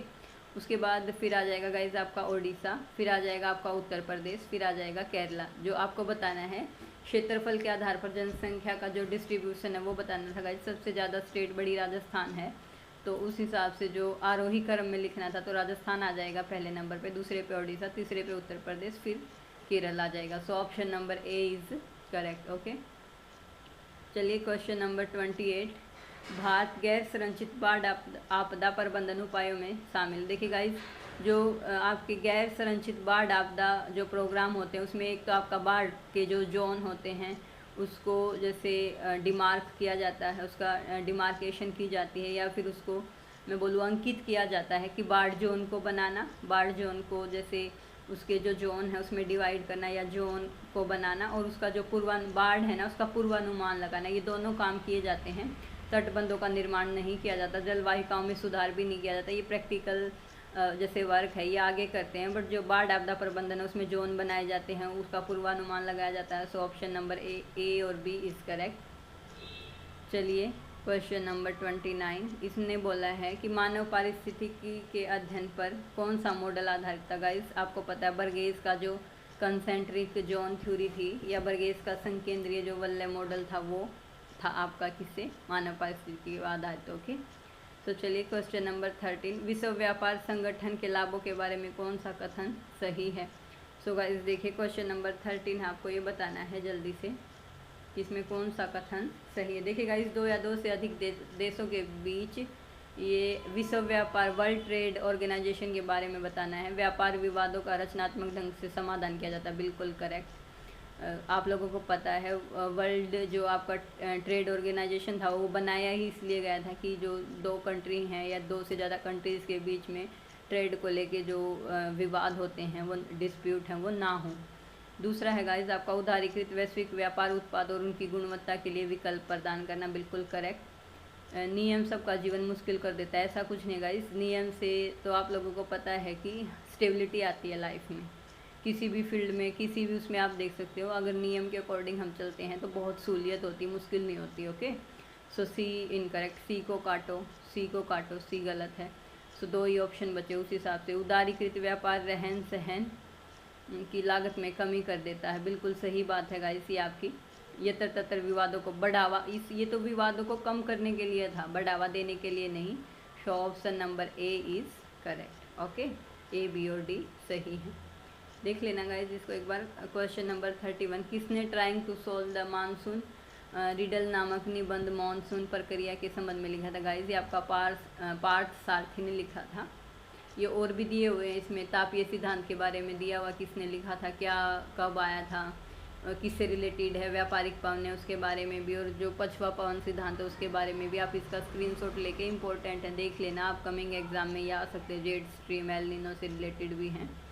क्वेश्चन नंबर 32, केंद्रीय स्थल जो सिद्धांत क्रिस्टॉलर के षटभुजीय संपूरक क्षेत्र निर्मित किए थे। आपको पता है जो क्रिस्टॉलर की जो आपकी थ्योरी थी केंद्रीय स्थल सिद्धांत, उसमें उन्होंने ना हेक्सागोनल ऐसे हेक्सागोनल वो बनाए थे। आपकी जो हेक्सागोनल शेप का जो एरिया था उसको बनाया था कि किस एरिया में ज़रूरत कहाँ से पूरी होती है, उसकी कॉम्प्लीमेंट्री क्या है, तो वो आपका षटभुजीय या हेक्सागोनल था। ये बिल्कुल सही स्टेटमेंट है। गोलाकार संपूरक क्षेत्रों में अंतराल और अतिपायन था, ये भी बिल्कुल सही है गाइस, तो ये भी आपका सही हो जाएगा। शो इस जो 32 है आपका, इसका हो जाएगा option number A is correct. A और आर दोनों सही हैं और वो उसकी करेक्ट एक्सप्लेनेशन भी दे रहा है। सो चलिए गाइस क्वेश्चन नंबर 33, ये आपका स्टैटिक्स का क्वेश्चन है। ये आपके कॉर्ल पियर्सन का जो सहसंबंध का गुणांक का सिद्धांत है उसके बारे में। इसके बारे में मैंने जो पीछे वाली क्लास थी उसको बहुत ही डिटेल से समझाया था आपको, ये कॉर्ल पियर्सन वाला। तो गाइज इसको आप वहाँ से देख सकते हैं एक बार। देखिए दोनों चर प्रसामान्य वितरित जनसंख्या से होने चाहिए, बिल्कुल सही बात है गाइज। ये बोल रहा है कि आर एक्स वाई संबंध की गैर प्राचलिक माप है, नहीं गैर प्राचलिक नहीं होता गाइज, ये आपका प्राचलिक माप होता है। इसे दोनों चरों के सह प्रसरण के रूप में जाना जाता है, ये भी बिल्कुल सही है। यह वरीयता, दक्षता और बुद्धिमत्ता जैसे गुणों के नहीं, इसमें उपयुक्त नहीं होता गाइस, इसमें आपका ए और सी ही सही होगा। So option number A and C is correct. Explanation इसकी मैंने बहुत अच्छे से प्रीवियस जो पिछली क्लास थी उसमें करवाई थी। क्वेश्चन नंबर सेकंड या क्वेश्चन जो आपकी क्लास नंबर 3 थी ना, जो मैंने आपकी तीसरी क्लास ली थी, प्ले लिस्ट बनी हुई चेक करो, शायद तीसरी या चौथी क्लास थी, उसमें बहुत डिटेल से करवाया था। निम्नलिखित में से कौन से भूभाग दक्षिणी मध्य उच्च भूमि से संबंधित हैं। तो गाइस आपको 34 का बताना है कि कौन सा जो दक्षिणी मध्य उच्च भूमि उससे संबंधित है। तो देखिए गाइस, एक तो इसमें आपका जो विंध्य करा भूमि है वो है, दूसरा है नर्मदा घाटी। Okay, so option number B and D correct हो जाएगा। दक्षिण मध्य उच्च भूमि से रिलेटेड नर्मदा घाटी और विंध्य कगार भूमि है। ओके, इसको देख लेना एक बार। राजमहल की पहाड़ियाँ, गारो खासी पहाड़ियाँ, दंडकारण्य में कौन सा क्षेत्र आएगा, बुंदेलखंड का पठार कहाँ है, शिलोंग का पठार, हजारीबाग में कौन सा क्षेत्र है, इंपॉर्टेंट है, इसको एक बार देख लेना। क्वेश्चन नंबर 35 है गाइस, निम्नलिखित में से सामाजिक पारिस्थिति आंदोलनों को सही क्रम में लगाना है।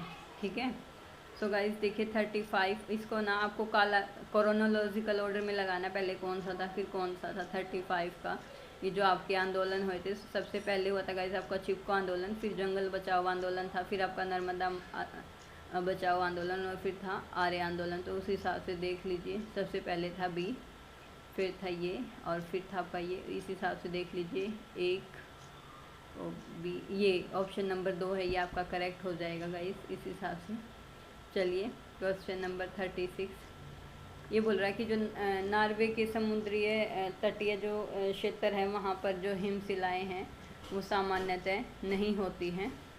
और स्टेटमेंट नंबर 2 है कि साइबेरिया के समुद्री तटों के साथ हिमशिलाओं का होना बहुत ही सामान्य है। तो इसमें बताना आपको क्या सही है और क्या नहीं। देखिए गाइस, जो नॉर्वे का तट है वहाँ पे जो हिमशिलाएँ हैं वो सामान्य नहीं है, क्योंकि नॉर्वे के पास आप लोगों को पता है कि जो हमारी एक ये है कि क्या नाम है, गल्फ स्ट्रीम है, गल्फ स्ट्रीम की धारा जाती है, तो वो वहाँ के टेम्परेचर को राइज कर देती है। हिम श्रृंखलाएँ वहाँ पे सामान्यतः कोस्ट पे या तट पे देखने को नहीं मिलती।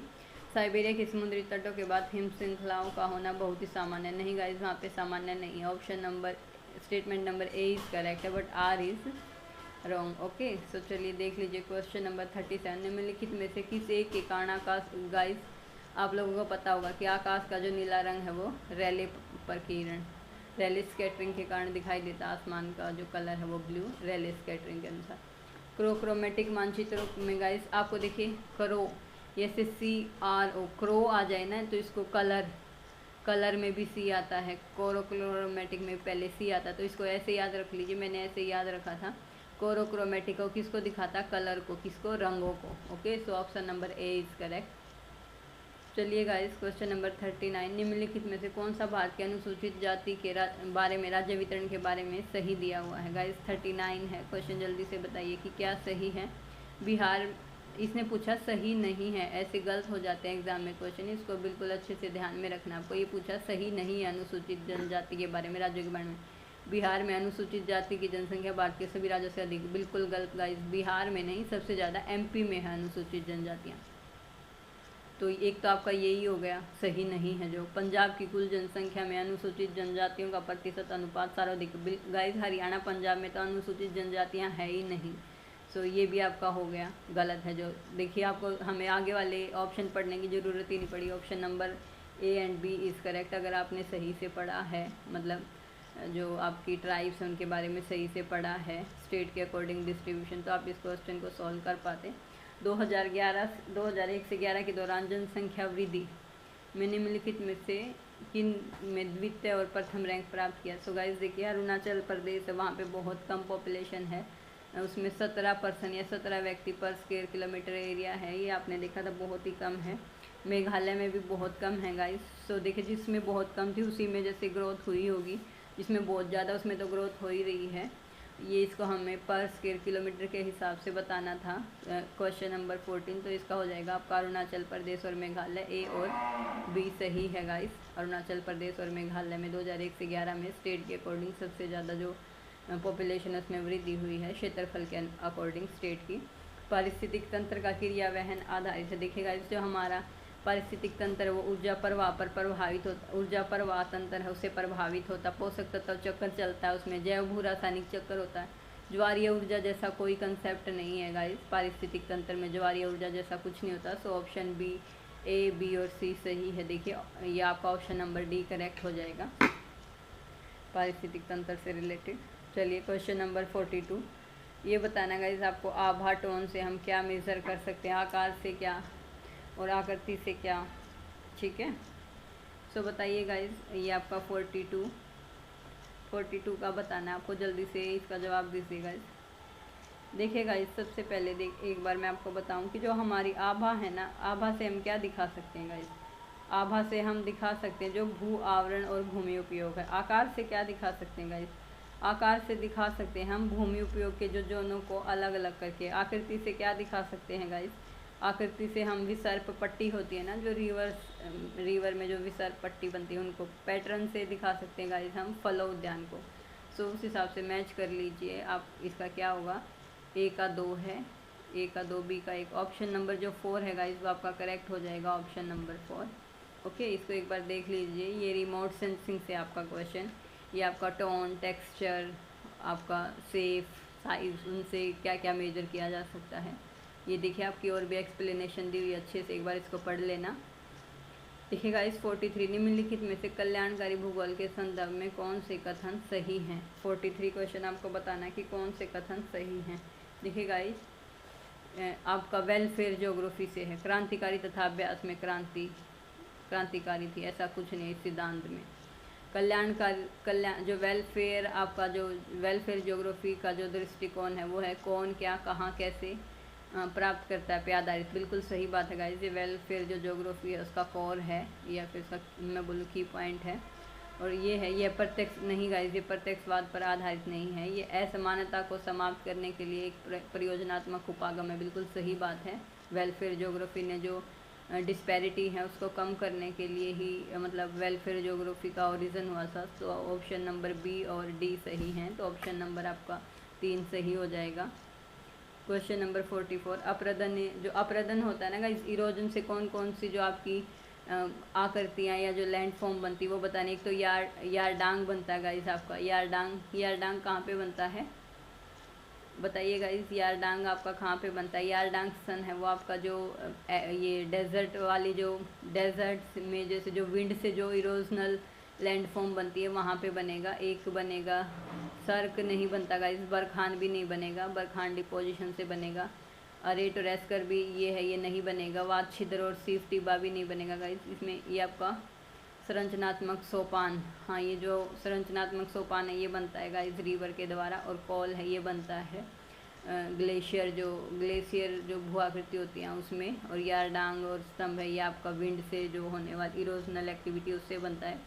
सो इस हिसाब से गाइस आपका ऑप्शन नंबर ए और इज करेक्ट हो जाएगा, ऑप्शन नंबर 1 सही है, देख लेना। क्वेश्चन नंबर 45, राज्य का जीव के रूप में गाइस किसने वर्णन किया था कि जो एक राज्य है वो जीव के रूप में है। जैसे जैसे एक जीव बड़ा होता है वैसे वैसे एक जो राज्य है उसका विस्तार होता रहता है। ये किसने बोला था, रेड जेल ने बोला था गाइस। सो क्वेश्चन 45 का जो आंसर है आपका हो जाएगा option number D, red gel. Okay, so चलिए गाइस नेक्स्ट क्वेश्चन देखते हैं।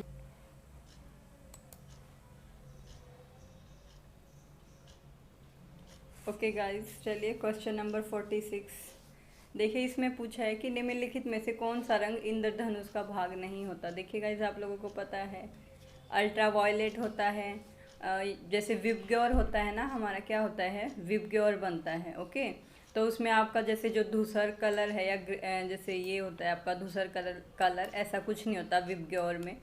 बाकी ये हमारा बैंगनी होता है, रेड होता है, नारंगी जैसे जो ऑरेंज होता है वो भी होता है, बट जो धूसर है ना ऐसा कुछ नहीं होता गाइस। सो इसने पूछा कि भाग नहीं है, सो ऑप्शन नंबर जो 2 है वो आपका रॉन्ग हो जाएगा। ओके, जैसे ये हमारा क्या बनता है विबग्योर बनता है, आपको पता होगा, जैसे वही violet, indigo, blue, green, yellow, orange और रेड। ओके, तो इसमें जैसे ये सारे कलर दिए होते हैं आपके, बट जो धूसर है वो ऐसा कोई कलर नहीं होता। देखिएगा इस क्वेश्चन नंबर 47, निम्नलिखित में से कौन सी एक यायावार जनजाति उत्तरी फिनलैंड में रह रही है। जो यायावार जनजाति है ना गाइस, ये बेसिकली तो बिलोंग करती है मंगोलिया से, जो मंगोलिया वाला रीजन है ना वहाँ से। और ये जैसे रशिया, जैसे आपका जो रूस वगैरह है रशिया, वहाँ पे भी ये जनजाति पाई जाती है। सो इसी की जो एक जैसे जाति मैं बोलूँ, इसी की एक जो जनजाति है ये यायावार की, वो लेप्स भी है गाइस, जो कहाँ पे रहती है फिनलैंड में। तो इसका ऑप्शन क्या हो जाएगा, ऑप्शन नंबर 2 लेप्स। ओके, ये देखिए बहुत सारी जाति दी हुई है, जैसे बोरा कहाँ रहती है, अमेजन बेसिन में है, ब्राज़ील में, पेरू में, कोलंबिया में। सेमांग कहाँ पे है आपके अंडमान निकोबार में है, फिलीपींस में है, मिड अफ्रीका में है। और बूसमैन कहाँ है, कालाहारी में। बंटू कहाँ है, अफ्रीका में। और वेदास कहाँ है, आप लोगों को पता है वेदा श्रीलंका में। ऐसे ही बहुत सारी दी हुई है। युका धीर है जैसे आपकी, युकागिर भी एक इम्पोर्टेंट है जो साइबेरिया की है। ये एक लिस्ट दी है, आप इनको देख लेना अच्छे से, ये इम्पोर्टेंट है गाइस, इम्पोर्टेंट की ही लिस्ट दी है। देखिए क्वेश्चन नंबर 48, महासागरीय जल का घनत्व सामान्यतः सबसे कम है भूमध्य रेखीय क्षेत्र में है गाइस। सबसे कम कहाँ पे है, भूमध्य रेखीय क्षेत्र में। ओके, देखिए जो जल का घनत्व है वो 1 ग्राम प्रति घन सेंटीमीटर महासागरीय जल का घनत्व होता है, और जो महासागरीय जल का घनत्व होता है वो कितना होता है 1.02 ग्राम प्रति घन सेंटीमीटर। सैलिनिटी होती है ना कुछ अमाउंट में। सो ये सबसे कम घनत्व कहाँ पे होता है, भूमध्य रेखा क्षेत्र में। ओके, ये बोल रहा है कि भारतीय प्रसार या डायस्पोरा क्या है। तो गाइज एक बहुत बड़ी जैसे अमाउंट में बोल रही या बहुत ज़्यादा मात्रा में जो जैसे किसी देश से लोग दूसरे देश में प्रवास कर जाते हैं ना, उसको बोलते हैं भारतीय प्रसार या डायस्पोरा। ये बोल रहा है कि दूसरी जो तरंग के प्रवासी ने उनमें से किस देश में बसने गए थे। सो गाइज जो दूसरी तरंग के प्रवासी गए थे ना, वो थाईलैंड में गए थे। कहाँ गए थे, थाईलैंड में गए थे गाइज। जो आप लोगों को पता होगा कि ऐसे हमारे तीन डायस्पोरा हम बोलते हैं। जो पहला था वो अंग्रेजों के टाइम हुआ था, वो ज़बरदस्ती लोगों को जैसे नील वगैरह या और भी बहुत सारी एग्रीकल्चर करवाने के लिए बेसिकली यूपी और बिहार, आपका उत्तर प्रदेश और बिहार से लोगों को ज़बरदस्ती ले जाया गया था फिजी में। जैसे वहाँ वो फिजी, मॉरिशस और ये मेडागास्कर, ऐसे इन देशों में ले जाया गया था ज़बरदस्ती लोगों को। और दूसरा था जो आपका डायस्पोरा गाइस, वो थाईलैंड, इंडोनेशिया वगैरह यहाँ पे हुआ था। और जो आपका थर्ड डायस्पोरा है ना गाइस, वो कनाडा और यूएसए और ऑस्ट्रेलिया जैसे जो ये देश है इनमें हुआ है। ओके, देख लेना, ये दिया हुआ है। ओके, चलिए गाइस क्वेश्चन नंबर 50 आपको ये मैच करना है। एक्टिविटी दी हुई है आपकी, और दूसरी तरफ आपके क्रियाकलाप दिए हुए हैं कि कौन से क्रियाकलाप किस प्रकार की जो आपकी अर्थव्यवस्था है, किस प्रकार की इकोनॉमी एक्टिविटी है उसके अंदर आएगा। देखिए प्राथमिक में तो खेती, आप लोगों को पता है प्राथमिक में जो आपका प्राथमिक या प्राइमरी सेक्टर होता है, प्राइमरी सेक्टर में एग्रीकल्चर होता है, बेसिकली पशुपालन एग्रीकल्चर। सेकेंडरी में क्या होता है गाइस, सेकेंडरी में होता है, सेकेंडरी सेक्टर में होता है हमारा मैन्युफैक्चरिंग। जैसे मिट्टी थी, खेती कर रहे थे, उससे मिट्टी से फिर ईंट बना दी, मैन्युफैक्चर कर दिया, जैसे मिट्टी को प्रोसेस करके उसकी थोड़ी क्वालिटी इंप्रूव कर दी, तो वो किस में आ जाएगी आपकी विनिर्माण में, उसमें आएगा आपका ऑप्शन नंबर 3। टर्सरी एक्टिविटी में क्या आता है गाइस, सेवा सेक्टर आता है। कौन सा, सर्विस सेक्टर। ओके, और क्वार्टनरी में आएगा गाइस आपका जैसे कि गायन हो गया, कोई अच्छी पोस्ट का ऑफिसर है, सीए वगैरह, ये आएंगे। ओके, चलिए गाइस क्वेश्चन नंबर 51 देखिए, निम्नलिखित में से मात्रात्मक क्रांति के अग्रणी प्रवक्ता कौन थे। देखिए गाइस मात्रात्मक क्रांति के आप लोगों को मैं बताऊं, पीटर हैगेट थे, विलियम बुंगे थे, वो चोरले थे, और हैगेस्टैंड थे, और एक दो और भी थे। सो इस हिसाब से मैकेंडर रीटर नहीं बनेगा, सैम्पल रेड जेल नहीं बनेगा, केसगी रेड जेल नहीं बनेगा, ये हो जाएगा आपका हैगेस्टैंड एंड चोरले, पीटर और हैगेट और विलियम बुंगे। सो इस हिसाब से ऑप्शन नंबर आपका बनेगा सी और E. So question number 4 is correct. ठीक है, ये मात्रात्मक क्रांति 1960 में आई थी गाइस। ठीक है, जब आपका जैसे जो कंप्यूटर वगैरह का जो ये है, और भी जैसे कंप्यूटर का विकास उस टाइम पे बहुत जैसे जल्दी ग्रो कर रहा था, उस टाइम पे आई थी मात्रात्मक क्रांति आपकी। देखिए गाइस जो आपकी ब्राज़ील की धारा है वो कहाँ पे मिलती है, लेब्राडोर, सॉरी जो आपकी ब्राज़ील की धारा है वो कहाँ पे मिलती है, वो मिलती है गाइस आपकी पश्चिमी विक्षेप में। जो लेब्राडोर की धारा वो कहाँ पे मिलती है, गल्फ स्ट्रीम के साथ। देखिए अगर कुछ नहीं पता तो गल्फ स्ट्रीम और लेब्राडोर जो धारा है वो मिलकर ग्रैंड कैनियन का निर्माण करती है, जहाँ पे बहुत सारी, जैसे आप लोगों को पता है कि मछली पालन के लिए सबसे फेवरेबल कंडीशन मानी जाती है। बोलते हैं कि सबसे ज़्यादा जैसे मछलियों का उत्पादन कहाँ पे होता है, सबसे ज़्यादा फिश प्रोडक्शन कहाँ पे, तो हम बोलते हैं कि ग्रैंड कैनियन में। तो वो कहाँ, ग्रैंड कैनियन जब गल्फ स्ट्रीम और लेब्राडोर धारा मिलती हैं तो वहाँ पे जैसे कोसन सा जो वाटर का टेम्परेचर है वो कोसन बोलते हैं हमें, कि कोसन सा हो जाता है, ना ठंडा ना गर्म। तो वहाँ पे क्या बनता है, ग्रैंड कैनियन। वो कब बनता है, जब लेब्राडोर और गल्फ स्ट्रीम धारा मिलती है। ओके, सो आपका और कुछ भी नहीं आता था तो बी को अगर 3 से मिलाते तो भी ऑप्शन निकल जाता, नहीं निकलता, 2 में है। चलो कोई नहीं, दूसरा मिलाते हैं। जो ब्राज़ील की है गाइस धारा, ये कहाँ पे मिलती है, पश्चिमी पवन विक्षेप के साथ। ओके, तो देखिए ए का 4, बी का 3 निकल जाता ना। क्यूरोसियो धारा ये आपकी ओयोशियो धारा में मिलती है गाइस। अगुलास धारा हमारी वो फोकलैंड धारा में मिलती है। ओके, सो इस हिसाब से ऑप्शन नंबर 3 इज़ करेक्ट। देखिए ब्राज़ील है वो हमारी मिलेगी पश्चिमी विक्षोभ में, ए का 4। गल्फ स्ट्रीम है वो हमारी लेब्राडोर में मिलेगी। क्यूरोसिया है ये हमारी अगुलास में मिलेगी। 3 का 1, ओके 3 का 1 है गाइस, हमने लगाया तो करेक्ट है, बट यहाँ पे एरर कर दी। वैसे हमारी मैचिंग है वो सही है, बिल्कुल सही मैच किया हमने। वही क्यूरोसिया आपकी ओयोसियो धारा में मिल जाएगी, अगुलास आपकी फोकलैंड में। 3 नहीं, ऑप्शन नंबर 4 होएगा ये। ओके, चलिए गाइस, क्वेश्चन नंबर 53 बोल रहा है कि निम्नलिखित में से कौन से कथन सत्य हैं। ग्रिफिथ टेलर ने नगरों की आयु पर आधारित जो वर्गीकरण है वो प्रस्तुत किया था। और सेकंड स्टेटमेंट है आपकी, हैरिस ने मानव विचलन की, देखिए गाइस, हैरिस ने मानव विचलन की शुद्ध सांख्यिकी ऐसा कोई मॉडल नहीं दिया था। ऑप्शन नंबर बी आपका रॉन्ग है। देखिए जहाँ जहाँ पे ऑप्शन नंबर बी है उसको काटो, ऑप्शन नंबर बी कर है इसको भी काटो, ऑप्शन नंबर बी इसको भी काटो, तो आपका आंसर निकल गया ऑप्शन नंबर 2। एलिमिनेशन मेथड से भी काटिए गाइस। देखिए अगर आपको पता है किसी एक स्टेटमेंट पे आप श्योर हो तो जिस जिस ऑप्शन में वो स्टेटमेंट दिए उसको काट सकते हो, तो भी आप अपने क्वेश्चन तक पहुंच सकते हो। इसमें आपका ये ग्रिफिथ ने दिया था होयट का जो सेक्टर मॉडल था, खंड मॉडल, अमेरिकी नगरों के घरों के किरायों के स्थानिक प्रतिरूपों के अध्ययन पर आधारित था, बिल्कुल सही। और चंडीगढ़ को ली कार्बोनिस ने बनाया, ये सबको ही पता है। Okay, so option number 2 is correct.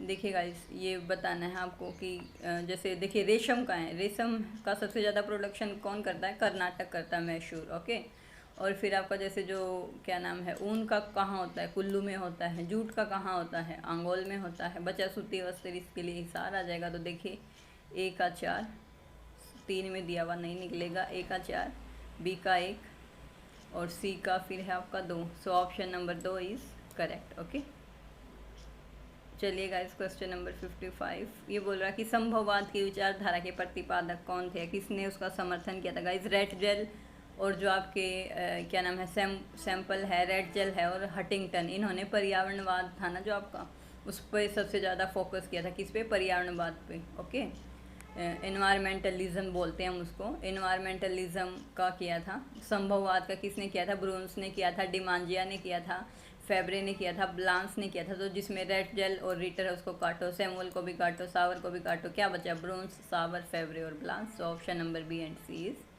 Correct. Okay guys, चलिए क्वेश्चन नंबर 56 निम्नलिखित में से कौन सा अधिकतर स्थितियों में नई सीमा निर्धारित किए जाने के चरणों का सही क्रम है। देखिए गाइस, सबसे पहले हम क्या करते हैं, जैसे जैसे हमें जो डिमार्केशन करते हैं ना, किसी की बाउंड्री बनाते हैं किसी एरिया की, या फिर हम बोलते हैं कि जैसे ये हमने एक सीमा बना दी, मतलब कि एक ये सीमा खींच दी, तो उसके लिए क्या होता है, सबसे पहले क्या किया जाता है, एक नियतन किया जाता है, उसको मेजरमेंट की जाती है। ओके, उसके बाद उसका परिसीमन किया जाता है गाइस, उसके बाद फिर उसका सीमांकन, डिमार्केशन की जाती है और फिर उसकी मैनेजमेंट होती है, उसका रख रखाव। So option number C is correct. Okay, चलिए गाइस, क्वेश्चन नंबर 57 ये बोल रहा है औद्योगिक अवस्थिति सिद्धांतों के संदर्भ में लाभप्रद कि स्थानिक उपांत विचार अवधारणा को के द्वारा प्रतिपादित किया गया था। सो गाइस, ये किया गया था आपका DM स्मिथ। एक सेकेंड, किसने किया था गाइस, ये आपका DM स्मिथ ने किया था गाइस। किसने, DM स्मिथ ने ये किया था गाइस, DM स्मिथ ने। ये अगर ये पूछे ना कि औद्योगिक अवस्थिति लाभप्रदता का सिद्धांत, स्थानिक, कौन सा, स्थानिक। ओके, अगर लाभप्रदता का स्थानिक उपांत विचार पूछे तो कौन है, DM स्मिथ। और अगर ये पूछता कि औद्योगिक अवस्थिति का सिद्धांत किसका था, तो वो किसका हो जाता गाइस, बहुत ही फेमस है, वेबर का हो जाता। ओके, चलिए ये इसके एक्सप्लेनेशन दी हुई है DM स्मिथ वाले की, एक बार देख लेना। क्वेश्चन नंबर 58 उस विद्वान की पहचान कीजिए जिसने सर्वप्रथम चीन के कोयला क्षेत्रों की जानकारी दी। गाइस रिस्थोपेन ने जो जैसे चीन की जो ज्योग्राफी है, चीन का जैसे चीन का जो फिजियोग्राफी का, उसमें सबसे ज़्यादा जो अध्ययन किया था किसने किया था, रिचथोफेन ने। किसने, रिचथोफेन ने। Okay, option number D is correct. चलिए 59 क्वेश्चन देखते हैं। ये बोल रहा है कि जैसे हमारी कौन सा जो कॉन्फ्रेंस या पार्टीज़ कब हुई थी। देखिए गाइस, ये हमारा है मॉनिटर प्रोटोकॉल। ये कब हुआ था, ये 1987 में हुआ था। कब हुआ था, 1987 में। अगर इसने क्रोनोलॉजिकल ऑर्डर में अगर हम इसको लगाएं तो ये कब हुआ था, 1987 में। उसके बाद आपका जो रियो सम्मेलन है वो कब हुआ था, इसको अर्थ समिट भी बोलते हैं। क्या बोलते हैं इसको, अर्थ समिट। ये हुआ था आपका 1992 में, मतलब कब, 1992 में। ओके, और उसके बाद आपका क्या हुआ था गाइस, 2002 में हुआ था आपका सतत विकास पर विश्व सम्मेलन। कब हुआ था ये हुआ था आपका 2002 में। ये आपका कब हुआ था, ये आपका 2002 में हुआ था। और ये कब हुआ था गाइस, आपका कॉन्फ्रेंस ऑफ पार्टीज़, ये हुआ था आपका 2015 में। ओके, ये 1992 में हुआ था आर्थ समिट, 2015 में COP21 हुआ था। ये है हमारा सस्टेनेबल डेवलपमेंट पर जो जैसे वर्ल्ड जो कॉन्फ्रेंस हुई थी वो कब हुई थी, 2002 में हुई थी। 1987 में आपका क्या हुआ था, मॉनिटर प्रोटोकॉल। अगर हम ये हमसे क्रोनोलॉजिकल ऑर्डर में पूछता तो ऐसे बन जाता आपका, पहले डी फिर सी और फिर न पहले डी फिर बी फिर सी फिर ए। इस हिसाब से कोई भी ऑप्शन नहीं दिया इन्होंने और इसको क्रोनोलॉजिकल ऑर्डर में या काल क्रम में ही लगाना था, पर सारे ऑप्शन इनकरेक्ट दिए थे, किसी का मैच ही नहीं हो रहा था। सो फिर उस टाइम पे 2023 में यूजीसी ने इस क्वेश्चन पे क्या लगा दिया था, स्टार, और इसका मार्क्स सारे स्टूडेंट्स को मिला था। सो अगर इन फ्यूचर आ जाता तो मैंने आपको जो करेक्ट ऑर्डर जो बनेगा वो बता दिया है गाइस। ओके, क्या बनेगा, डी बी और फिर सी और ए। ओके, चलिए क्वेश्चन नंबर 60 जल्दी से बताइए गाइस कि ये बोल रहा है कि हमारी जो प्रोबेबल सैम्पलिंग होती है उसमें कि जैसे कौन कौन सी जो आपकी ये टाइप्स हैं सैम्पलिंग के उसमें आएंगे। देखिए गाइस, सुविधा अनुसार तो बिल्कुल नहीं आएगा। जो सुविधा अनुसार होता है ना वो हमारी पर्पजिव सैम्पलिंग होती है, और स्नोबॉल भी क्या होती है, हमारी पर्पजिव सैम्पलिंग, तो ये भी नहीं आएगा। ये दोनों किसके लिए होती हैं, ये किसी पर्पज या स्पेसिफिक के लिए हम इसका यूज़ करते हैं, और ये किस में आती है, नॉन प्रोबेबल सैम्पलिंग में। और दूसरा आपका जैसे जो सिंपल रैंडम सैम्पलिंग है, साधारण यादृच्छिक, स्ट्रेटिफाइज जो सैम्पलिंग होती है, क्लस्टर सैम्पलिंग होती है, ये आपके तीनों किस में आते हैं गाइस, ये आपके तीनों आते हैं सिंपल प्रोबेबल सैम्पलिंग में। Okay, so A B and D is correct. क्या हो जाएगा इसमें, अच्छा इसने पूछा है नहीं है, तो नहीं है में आ जाएगा आपका ये सी और ई नहीं है प्रोबेबल सैम्पलिंग में, सो सी एंड ई। सो कौन सा हो जाएगा, option number B is correct. Okay, चलिए गाइस क्वेश्चन नंबर 61, किस भूगोलवेता ने मानववादी भूगोल के पक्ष में विचार रखे। ऑब्वियसली गाइस आपका ये थे यी फुट टुआन, कौन, यी फुट टुआन ने रखे थे, ये भी चाइना से थे गाइस। दूसरा है कुमजावंग दर्रा कहाँ है गाइस, आपका जो कुमजावंग दर्रा है गाइस वो कहाँ पे है, अरुणाचल प्रदेश में। कहाँ पे, अरुणाचल प्रदेश में। ओके, चलिए क्वेश्चन नंबर 63 गाइस, मानचित्र बनाने के लिए किस तकनीकी में अंतराल अंक गणितीय वृद्धि में प्रयुक्त होते हैं। तो किस में होते हैं गाइस, ये समघनत्व, किस में होते हैं आपके, ये समघनत्व में होते हैं गाइस। ओके, चलिए क्वेश्चन नंबर 64, जो आपका नोकरेक जो बायोस्फीयर रिजर्व वो कहाँ पे है, मेघालय में। बहुत ही रिपीटेड क्वेश्चन है गाइस, ये बार बार रिपीट होता है। नोकरेक कहाँ पे है, मेघालय में। ठीक है, चलिए गाइस क्वेश्चन नंबर 65, ये बोल रहा है डी मैन्युफैक्चरिंग शब्द निम्नलिखित में से किससे संबंधित है।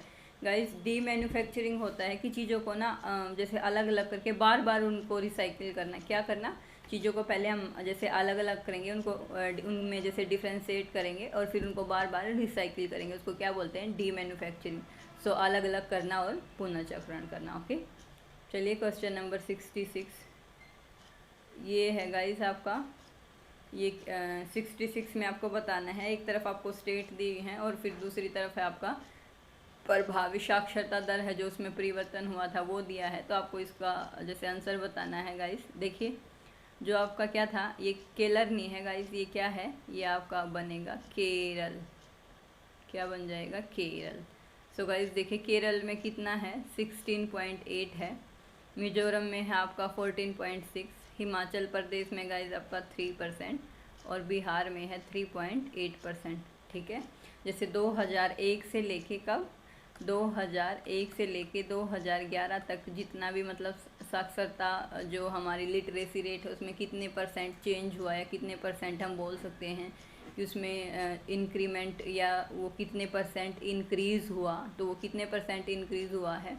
केरल में 16.8% हुआ, मिजोरम में 14.6 और हिमाचल में आपका हुआ है 3.0 और बिहार में हुआ है 3.8%। ओके, सो इस हिसाब से आपका हो जाएगा option number 1 is correct. Okay, चलिए क्वेश्चन नंबर 67, ये बोल रहा है गाइस कि इनमें से मुस्लिम जनसंख्या के क्षेत्रीय वितरण के बारे में सही नहीं है। 67 है गाइस, ये क्वेश्चन नंबर 67, इसको आपको बताना है सही नहीं है। ये बोल रहा है लक्षद्वीप में जो मुस्लिम जनसंख्या का अनुपात सर्वाधिक है, ये सही बात है गाइस, है वहाँ पे अनुपात ज़्यादा। पश्चिम बंगाल सही नहीं है वो बताना है। पश्चिम बंगाल की कुल जनसंख्या में मुस्लिम जनसंख्या का अनुपात असम के अनुपात से अधिक है। ऐसा नहीं है गाइस, बंगाली भी रहते हैं वहाँ पे, इतनी ज़्यादा पॉपुलेशन नहीं है। जो सही नहीं है तो हमारा एक आंसर तो क्या हो गया, ऑप्शन नंबर बी, ये सही बात है। ऑप्शन नंबर सी है केरल मुस्लिमों की कुल जनसंख्या में जम्मू और कश्मीर से अधिक है। नहीं गाइस, अभी ऐसा नहीं है। द केरला स्टोरी मूवी आई थी, आप लोगों को याद होगी।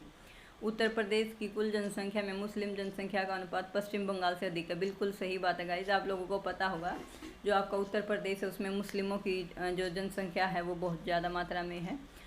जैसे ये आप लोगों को पता भी होगा, जैसे अभी योगी जी हैं वहाँ के सीएम, ये उससे पहले जैसे जो मुस्लिम्स थे वहाँ उन पे उनके जैसे दंगा वगैरह बहुत ज़्यादा होते रहते थे। वैसे किसी कास्ट उसको हम स्पेसिफिक करके नहीं बोल रहे, बट वहाँ पे जो मुस्लिम पॉपुलेशन है ना उत्तर प्रदेश में वो ज़्यादा है। ये ई है, भारत के अन्य राज्यों की तुलना में पंजाब में मुस्लिमों की जनसंख्या का अनुपात सबसे कम है। बिल्कुल सही गाइज, वहाँ पे मुस्लिम नहीं, वहाँ पे क्या है, सिख। क्या है, कौन है गाइज वहाँ पे जो सिख कम्युनिटी है ना उसके लोग ज़्यादा हैं।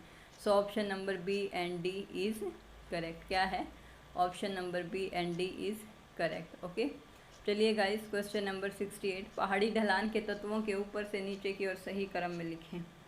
तो ये बोल रहा है कि पहाड़ी ढलान का जो क्रम है उसको अरेंज करना है कि सबसे ऊपर कौन सा होगा, फिर कौन सा होगा, फिर कौन सा। देखिएगा, सबसे पहले जो आपका होता है वर्धमान ढाल होता है, फिर जो आपका फ्री फेस होता है फोर, जैसे उसको बोलते हैं फ्री फेस फोर, जैसे मुक्त अगर भाग होता है, फिर आपका मलबा ढलान होता है, फिर आपका जो शीयमान ढलान होता है ना बिल्कुल ना के बराबर इरोजन हो जाता है जिस ढाल का, वो होता है। So option number B is correct. Okay, चलिए क्वेश्चन नंबर 69, पृथ्वी पर अंतिम हिमयुग गाइस, बहुत इजी क्वेश्चन।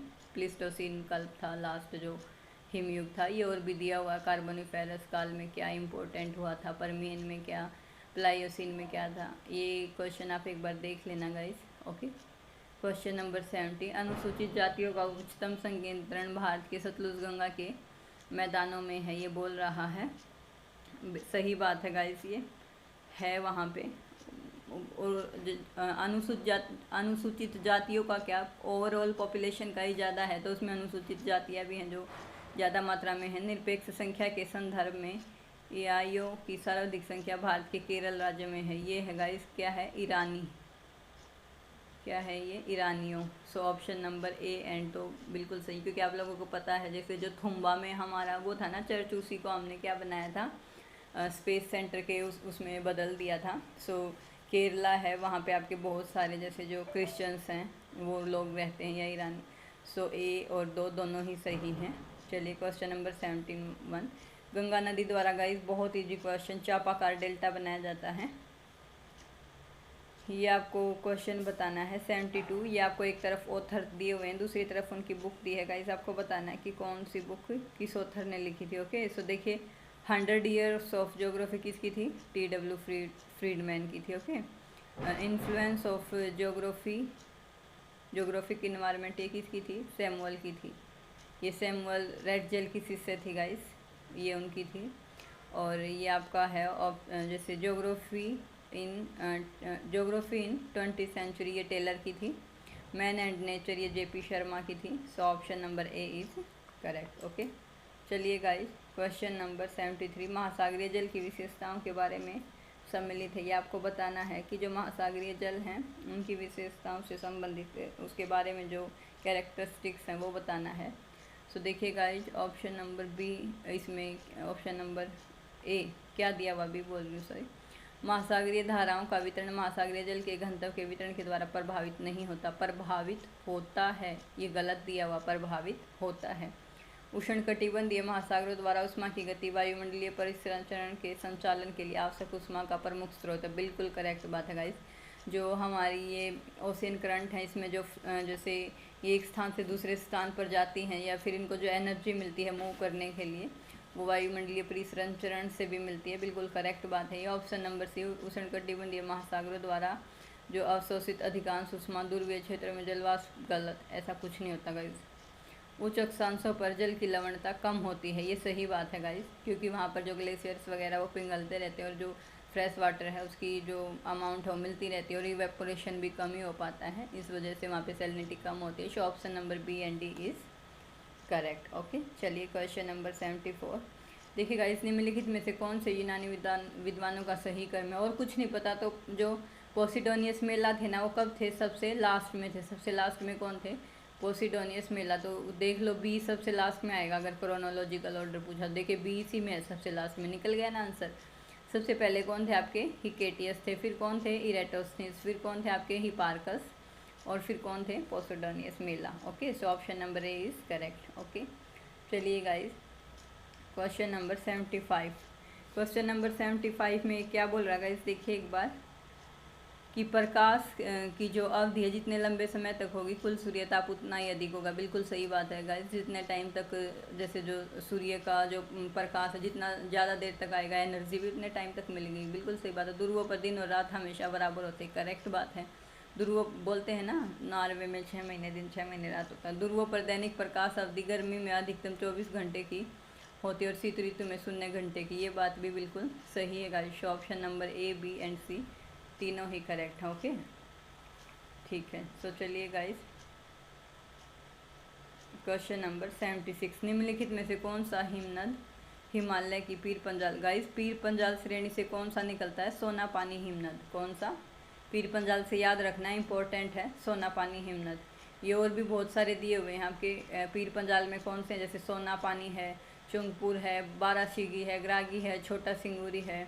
कुमाऊगढ़ में कौन से हैं? चोराबारी, सांतोपथ, सुंदरढंगा ग्लेशियर, सोना ग्लेशियर, रलेम ग्लेशियर, पिंडारी, नामिक मेला। ये सारे एक बार आप देख लेना, इम्पोर्टेंट है। Question number 77। समय के अनुसार जनसंख्या वृद्धि को दर्शाने के लिए निम्नलिखित में से गाइस आपका ये किसका यूज़ किया जाता है? ये जो रेखा ग्राफ होता है ना, उसका यूज़ करते हैं गाइस हम। किसका? रेखा ग्राफ का।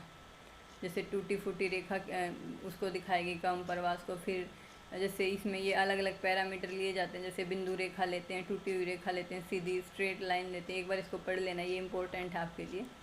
चलिए गाइस, क्वेश्चन नंबर ये 78। आर चयनित वर्दी प्रतिरूपों में जीवों को अपने पारिस्थितिक तंत्र में कौन सा पोषक स्तर प्राप्त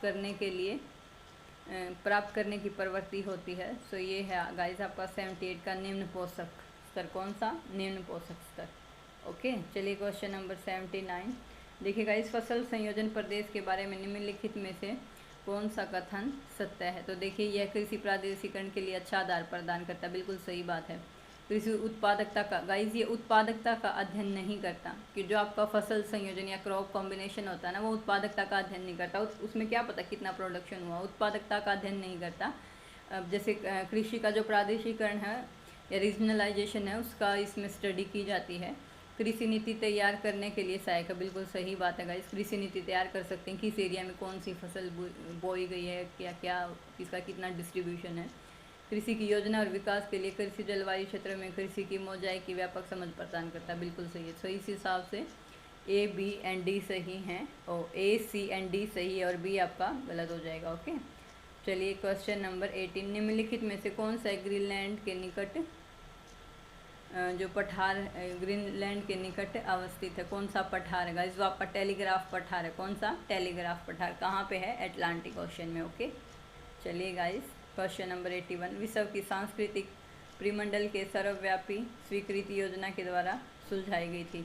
गाइस ये आपका ब्रोएक और वेब ने सुलझाई थी। किसने? ब्रोएक और वेब ने सुलझाई थी। ओके, चलिए गाइस, पदस्थली या पेडिप्लेन कोइंसैलबर्ग की संप्रदन चक्र की जीर्णावस्था के लक्षण हैं गाइस। ये किसके हैं गाइस? आपके ये वायु के हैं।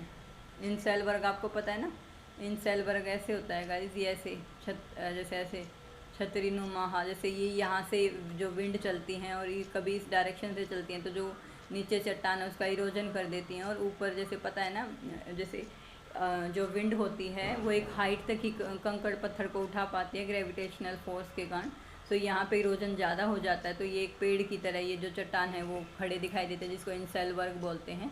आपको जैसे हिंट दी हुई थी, अगर आप इंसैलबर्ग शब्द को भी पकड़ जाते तो आप बता देते कि ये किसके जो या करती है, या पेडिप्लेन कहाँ बनेगा? ये बनेगा आपका वायु चक्र में। ओके, चलिए गाइस, क्वेश्चन नंबर 83।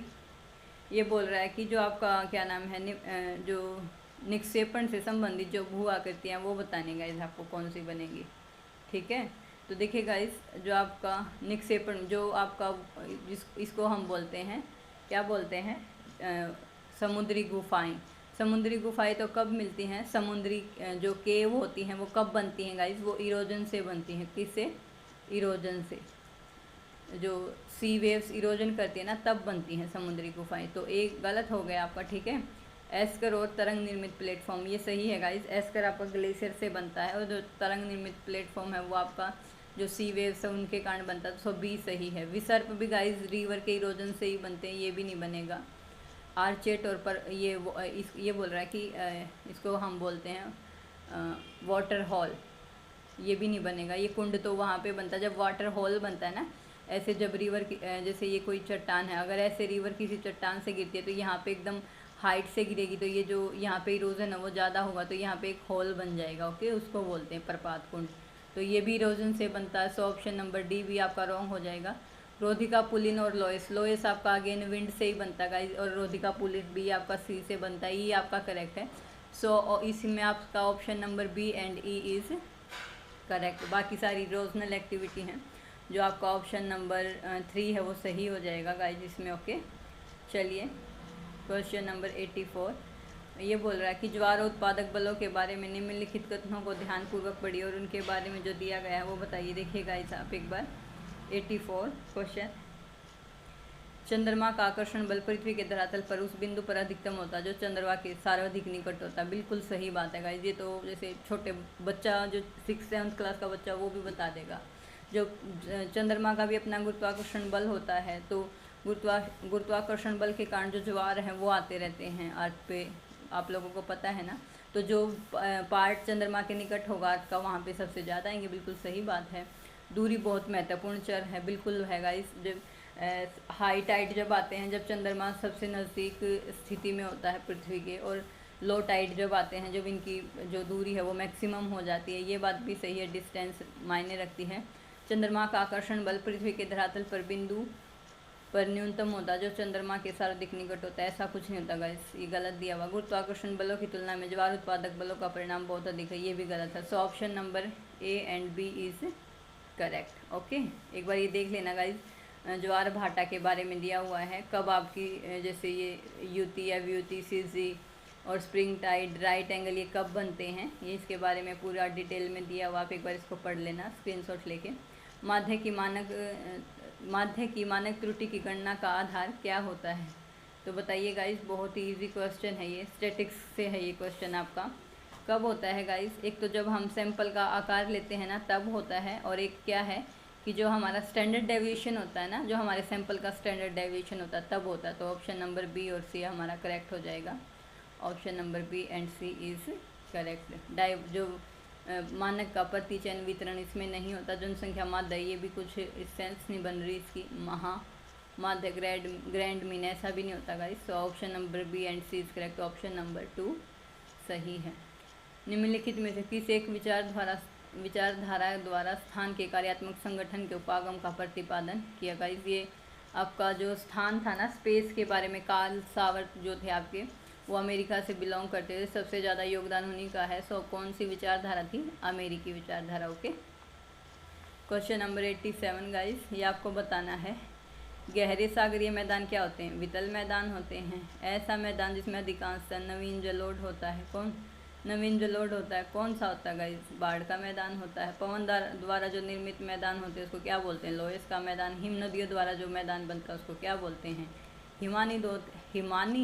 हिमानी। ऐसे भी कॉमन सेंस लगा के भी क्वेश्चन निकाल लेते हैं। ओके, सो चलिए उस हिसाब से इसका ऑप्शन हो जाएगा हमारा 1 का 3, 1 में ही है। Option number A is correct. ठीक है, चलिए गाइज, आज ये हमारी क्लास यहीं पे ख़त्म होती। जो हमने बाकी के जो 10 से 12 क्वेश्चन छोड़े गाइज, वो पैसेज था ना, पैसेज वाले क्वेश्चन छोड़े हैं। आप लोगों को पता होगा पैसेज तो आपका फर्स्ट पेपर में भी आता है। सो पैसेज इसमें इतना करवाने की ज़रूरत नहीं है। ये आप लोग बहुत ही मतलब, अगर पैसेज तो कॉमन सेंस से ही सॉल्व होता है, वो कोई भी कर लेता है, उसमें इतना पढ़ाने की ज़रूरत नहीं है। जो पढ़ाने की ज़रूरत थी वो सारा आपको करवा दिया है।